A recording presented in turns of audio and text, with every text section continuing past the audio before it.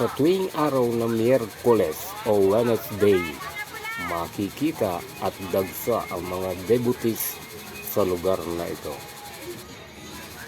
Isang maunlad na pook o lugar ang nasabing baklaran sa ngayon. Mula sa komersyo at mga nagtataasang gusali ang nakapaligid sa nasabing baklaran. Bigyan natin ng kaunting pansin at kaalaman kung ano ang lugar na ito noong mga nakaraang dekada.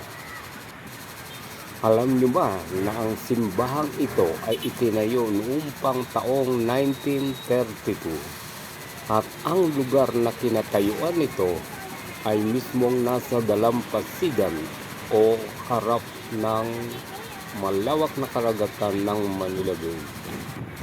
At ito ay itinayo ng mga kaparian noong panahong iyon. At ang orihinal na simbahang ito ay nasa Malate area. At dito napagkasunduan ng mga pare na magtayo ng isa pang simbahan. At ito nga ay sa gawi ng Baklaran. At ang harapan ng simbahang ito ay ang dagat ng Manila Bay. Marami sa mga mangingisda ng lugar na iyon ang dumadaong dito sa lugar ng Baklaran. At taong 1948 nang maipatayo na ang tama at disenyo ng gusaling ito.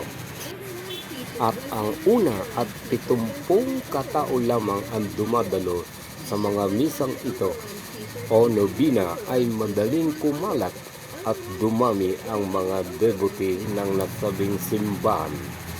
Tila isang milagro ang pagdami ng mga devotees ang dumadalo sa simbahang ito noong panahong iyon. At sa panahong ito ay sadyang dinarayo na ang simbahang ito. Higit sa araw ng Miyerkules. Dagdag kaalaman na ang harapan ng simbahang ito ay ang malawak na Manila Bay. At dito dumadaong ang mga mangingisda sa tuwing umaga. Dinarayo rin ito ng mga namumuhunan o mga mangangalakal. At dito nagaganap ang bulong-bulungan ng mga namumuhunan at ng mga mangingisda. Sa pamamagitan ng bulong-bulungan, dito humahango ang mga namumuhunan ng mga isda na kanila namang itinitinda sa kanilang lugar.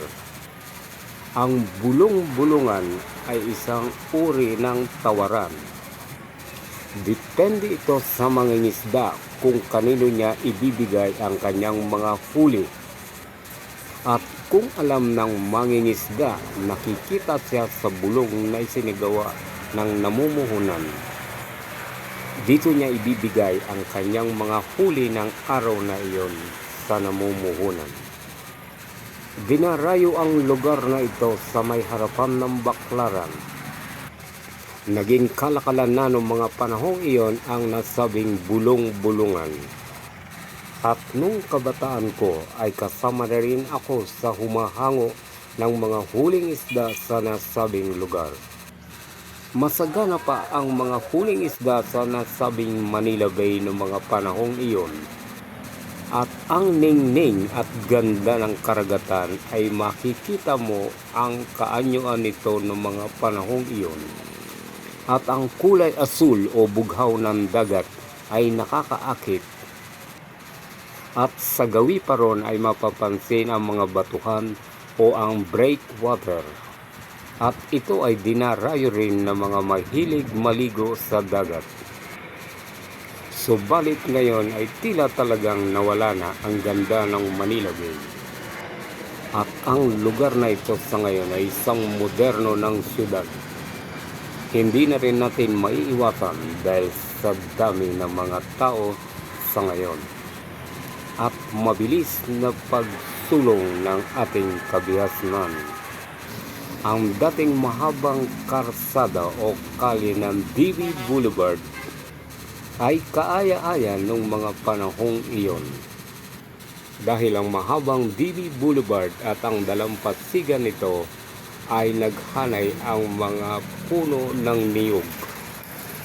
Sa ngayon, ang DB Boulevard ay ito na ang Roxas Boulevard. Naging atraksyon ang nasabing DB Boulevard noong mga panahong iyon.